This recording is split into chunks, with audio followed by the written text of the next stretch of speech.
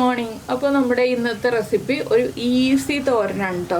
നമ്മുടെ പീച്ചിങ്ങ ഉണ്ടല്ലോ, പീച്ചിങ്ങ ഉപയോഗിച്ചിട്ട് വളരെ എളുപ്പത്തിൽ ഉണ്ടാക്കാൻ പറ്റിയ നല്ല ടേസ്റ്റി ആയിട്ടുള്ളൊരു തോരനാണ്. നിങ്ങൾ ഇതുപോലെ തോരൻ ഉണ്ടാക്കി നോക്കിയിട്ടില്ലെങ്കിൽ ഉറപ്പായിട്ടൊന്ന് ട്രൈ ചെയ്തോളൂ. ചോറിൻ്റെ കൂടെ വളരെ നല്ലൊരു കോമ്പിനേഷനാണ്. അപ്പോൾ എങ്ങനെയാണ് നമ്മുടെ പീച്ചിങ്ങ തോരൻ തയ്യാറാക്കുന്നതെന്ന് നോക്കാം. നമുക്ക് നമ്മുടെ ഇൻഗ്രീഡിയൻസ് നോക്കാം. നമ്മളിപ്പോൾ 2 പീച്ചിങ്ങ എടുത്തിട്ടുണ്ട്. ഇളയ പീച്ചിങ്ങ നോക്കിയെടുക്കണം. അതിലേക്കായിട്ട് ഒരു സവോള എടുത്തിട്ടുണ്ട്, 3-4 അല്ലി വെളുത്തുള്ളി എടുത്തിട്ടുണ്ട്, 4 പച്ചമുളക് എടുത്തിട്ടുണ്ട്, ഒരു 1/4 കപ്പ് തേങ്ങ ചിരവിയത് എടുത്തിട്ടുണ്ട്. അപ്പോൾ ആദ്യം നമുക്ക് ഈ പീച്ചിങ്ങ ഒന്ന് ചെറുതായിട്ട് കട്ട് ചെയ്തെടുക്കണം. അതുപോലെ തന്നെ സവോള കട്ട് ചെയ്തെടുക്കണം, പച്ചമുളക് കട്ട് ചെയ്തെടുക്കണം, വെളുത്തുള്ളി കട്ട് ചെയ്തെടുക്കണം.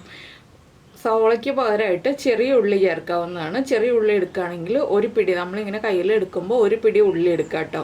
അത് നീളത്തിൽ കട്ട് ചെയ്തെടുക്കുക. ഞാനിപ്പോൾ എളുപ്പത്തിന് വേണ്ടി സവോള എടുത്തു എന്നേ ഉള്ളൂ. അപ്പോൾ ഇതെല്ലാം കട്ട് ചെയ്തിട്ട് നമുക്ക് ബാക്കിയുള്ള കാര്യങ്ങൾ പറയാം. അപ്പോൾ നമ്മൾ നമ്മുടെ പീച്ചിങ്ങ ഇതുപോലെ ചെറിയ ചെറിയ പീസുകളായിട്ട് കനം കുറച്ച് കട്ട് ചെയ്തെടുത്തിട്ടുണ്ട്. അതുപോലെ തന്നെ സവോള ഒന്ന് നീളത്തിൽ കട്ട് ചെയ്തിട്ട് കുറുകെ കട്ട് ചെയ്തു, അത് സ്ലൈസ് ചെയ്തെടുത്തു. വെളുത്തുള്ളി റൗണ്ടിൽ കട്ട് ചെയ്തെടുത്തു, പച്ചമുളകും റൗണ്ടിൽ കട്ട് ചെയ്തെടുത്തു. ഇനി നമുക്കൊരു പാൻ ചൂടാക്കാൻ വയ്ക്കാം. അപ്പോൾ നമ്മളൊരു പാൻ ചൂടാക്കാൻ വെച്ചിട്ടുണ്ട്. ഇതിലേക്ക് നമ്മൾ വെളിച്ചെണ്ണയാണ് ചേർക്കുന്നത്. വെളിച്ചെണ്ണയിൽ തന്നെ ഈ ഒരു റെസിപ്പി ചെയ്യുക. ഒരു 1.5 ടീസ്പൂൺ വെളിച്ചെണ്ണ ചേർക്കുക. വെളിച്ചെണ്ണ ഒന്ന് ചൂടായി തുടങ്ങട്ടെ. അപ്പോൾ നമുക്ക് വറ്റൽമുളകൊക്കെ അടുപ്പിച്ച് വയ്ക്കണം. ഒരു 3 വറ്റൽമുളക് എടുത്ത് വയ്ക്കുക. അപ്പോൾ നമ്മുടെ വെളിച്ചെണ്ണ ചൂടായി വന്നിട്ടുണ്ട്. ഇതിലേക്ക് 1 ടീസ്പൂൺ കടുക് ചേർക്കാം. കടുക് ഒന്ന് പൊട്ടിക്കഴിയുമ്പോൾ നമുക്ക് 3 വറ്റൽമുളക് ചേർത്ത് കൊടുക്കാം. അതുപോലെ തന്നെ നമ്മൾ എടുത്ത് വെച്ചിരിക്കുന്ന വെളുത്തുള്ളി കട്ട് ചെയ്തത് ചേർക്കാം. ആ വെളുത്തുള്ളിയുടെ ഫ്ലേവർ ഒന്ന് എണ്ണയിലേക്ക് പിടിച്ചു വരുന്നത് വരെ ഒന്ന് ഇളക്കി കൊടുക്കുക. വെളുത്തുള്ളി ചെറുതായിട്ട് ചോപ്പ് ചെയ്ത് ചേർക്കണം എന്നുണ്ടെങ്കിൽ ചോപ്പ് ചെയ്ത് ചേർക്കാം കേട്ടോ. ഞാനിപ്പോൾ എളുപ്പത്തിന് വേണ്ടി വലുതായിട്ട് കട്ട് ചെയ്തു എന്നേ ഉള്ളൂ. ഇനി നമുക്കിതിലേക്ക് നമ്മൾ കട്ട് ചെയ്ത് വെച്ചിരിക്കുന്ന സവോളയും പച്ചമുളകും ചേർത്ത് കൊടുക്കാം. ഇതിൻ്റെ കൂടെ തന്നെ 2 തണ്ട് കറിവേപ്പിലയും കൂടി ചേർത്ത് കൊടുക്കാം.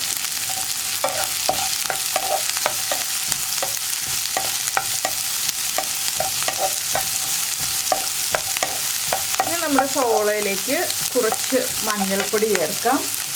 ഒരു 1/2 ടീസ്പൂൺ മഞ്ഞൾപ്പൊടി. അതുപോലെ തന്നെ നമ്മുടെ തോരന് ആവശ്യമായിട്ടുള്ള ഉപ്പ്.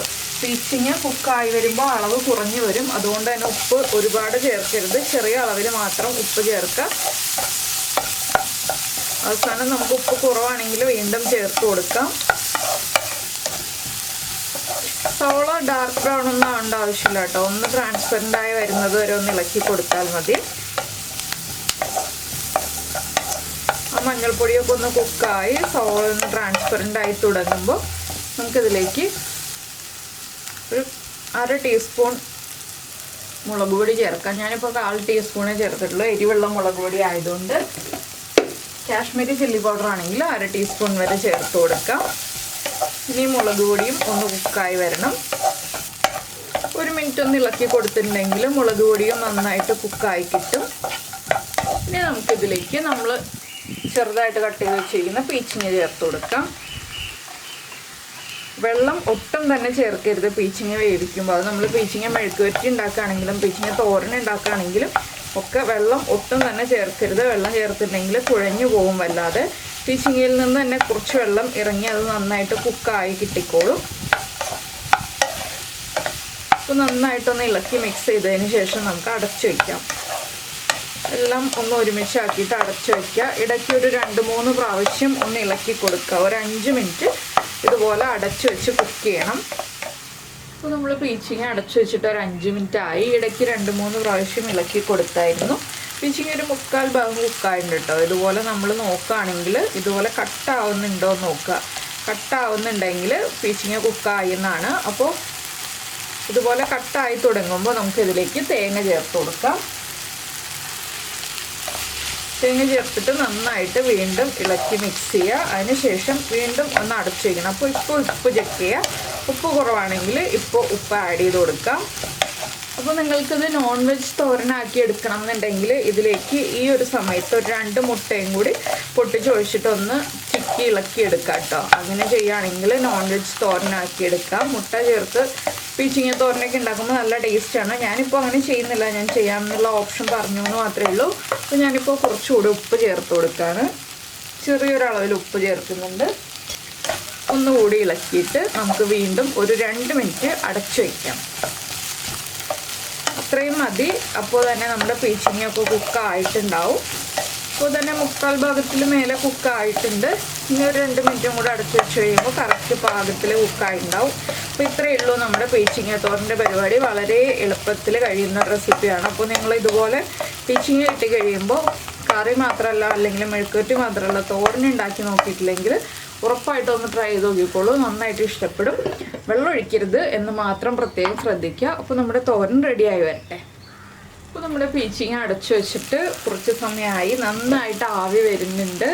എന്താണെന്ന് വെച്ചാൽ ആ തേങ്ങയിലേക്ക് ഒന്ന് ആവി കയറാൻ വേണ്ടിയിട്ടാണ് നമ്മളൊന്ന് അടച്ചു വെച്ചത്. ഇനി ഒന്ന് തുറന്ന് വെച്ചിട്ട് ഡ്രൈ ആക്കി എടുക്കണം എന്നുണ്ടെങ്കിൽ ഇതുപോലെ ഒന്ന് സ്പ്രെഡ് ചെയ്തിടുക. പീച്ചിങ്ങ ആയതുകൊണ്ട് ഒരുപാട് ഡ്രൈ ആയിട്ട് കിട്ടില്ല. ഒന്ന് കുഴഞ്ഞ് വേവുന്ന സാധനമാണല്ലോ. അപ്പോൾ അതുകൊണ്ട് ഇതുപോലെ സ്പ്രെഡ് ചെയ്തിട്ട് തുറന്ന് വെച്ചിട്ട് ഒന്ന് കുക്ക് ചെയ്തെടുക്കാം. ഞാനിപ്പോൾ ഈ രീതിയിൽ തന്നെ ഫ്ലെയിം ഓഫ് ചെയ്യാണ്. ഇനി സ്പ്രെഡ് ചെയ്തൊന്നും ഇടുന്നില്ല. നിങ്ങൾക്ക് ചെയ്യാവുന്ന ഓപ്ഷൻ പറഞ്ഞു എന്നേ ഉള്ളൂ. കുറച്ചുകൂടി ഡ്രൈ ആവണം എന്നുണ്ടെങ്കിൽ ഫ്ലെയിം കൂട്ടി വെച്ചിട്ട് ഇതുപോലെ ഒന്ന് സ്പ്രെഡ് ചെയ്തിട്ടുണ്ടെങ്കിൽ കുറച്ചുകൂടി ഒന്ന് ഡ്രൈ ആയി കിട്ടും. ഒരുപാട് ഡ്രൈ ആവില്ല. അപ്പോൾ എന്തായാലും നിങ്ങളെല്ലാവരും ഈ റെസിപ്പി ഒന്ന് ട്രൈ ചെയ്ത് നോക്കുമെന്ന് വിചാരിക്കുന്നു. പിന്നെ നമ്മുടെ ചാനൽ ആദ്യമായിട്ട് കാണുകയാണ്. നമ്മുടെ വീഡിയോ പ്രസൻറ്റ് ചെയ്യുന്ന രീതിയൊക്കെ ഇഷ്ടമായി എന്നുണ്ടെങ്കിൽ നമ്മുടെ ചാനൽ ഒന്ന് സബ്സ്ക്രൈബ് ചെയ്ത് സപ്പോർട്ട് ചെയ്യണേ. സബ്സ്ക്രൈബ് ചെയ്യുന്നതിന് ഈ വീഡിയോയുടെ താഴെയുള്ള റെഡ് സബ്സ്ക്രൈബ് ബട്ടൺ ഒന്ന് ക്ലിക്ക് ചെയ്യുക. അതിൻ്റെ റൈറ്റ് സൈഡിലുള്ള ബെല്ലൈക്കണം ക്ലിക്ക് ചെയ്യുക. അപ്പോൾ ഓൾ എന്ന് പറഞ്ഞിട്ടൊരു ഓപ്ഷൻ കാണാം. ആ ഓളും കൂടി പ്രസ് ചെയ്തിട്ടുണ്ടെങ്കിൽ ഞാൻ എപ്പോഴും വീഡിയോ അപ്ലോഡ് ചെയ്യുമ്പോൾ നിങ്ങൾക്ക് നോട്ടിഫിക്കേഷൻ വരും. അപ്പോൾ എന്തായാലും നമുക്ക് നമ്മുടെ അടുത്ത റെസിപ്പിയുമായിട്ട് അടുത്ത ദിവസം വീണ്ടും കാണാം.